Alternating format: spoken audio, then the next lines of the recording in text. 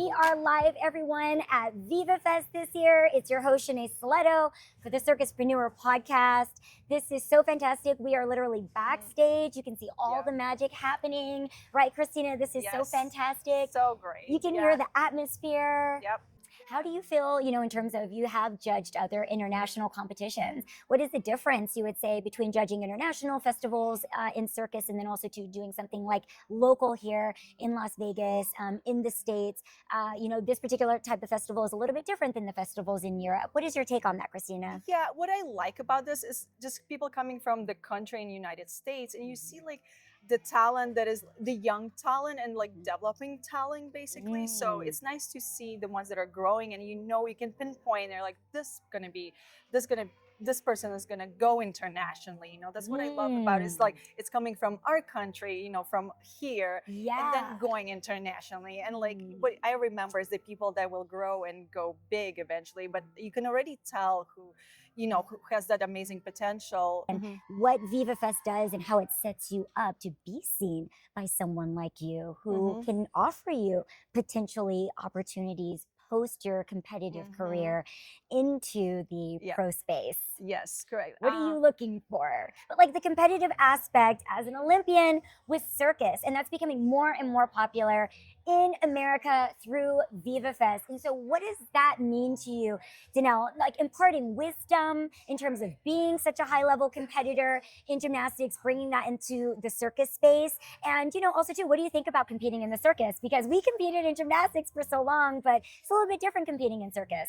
Yeah, I think it's pretty similar in the sense that like there's still a lot of it's art at the end of the day, regardless of if it's it is very, very close and similar to sport as far as like movements and all that kind of things. But at the end of the day, it's still kind of art, and gymnastics in its own right is art as well. So it is still subjective as far as like like what a person can feel based off of a performance. I do think the other similarity is the fact that like depending on the apparatus, there are certain skills that are the same, so you could definitely be judged based on like the execution of that. So I mean, honestly, the only advice that I can give is just trust in your training and your coaches, and just it's just you and your thing.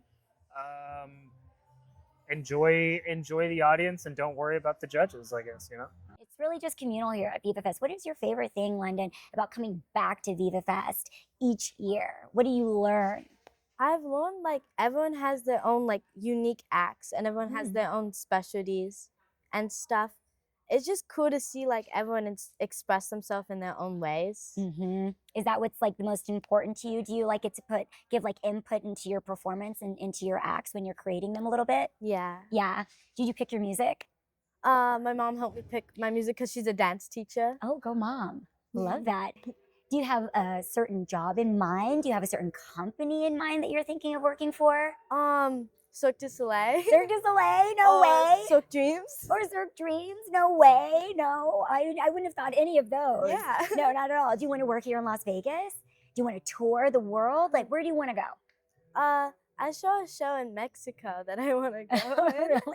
Really? Really? Well, you could work there. Like the possibilities are pretty much endless, right? You could work anywhere that you want to.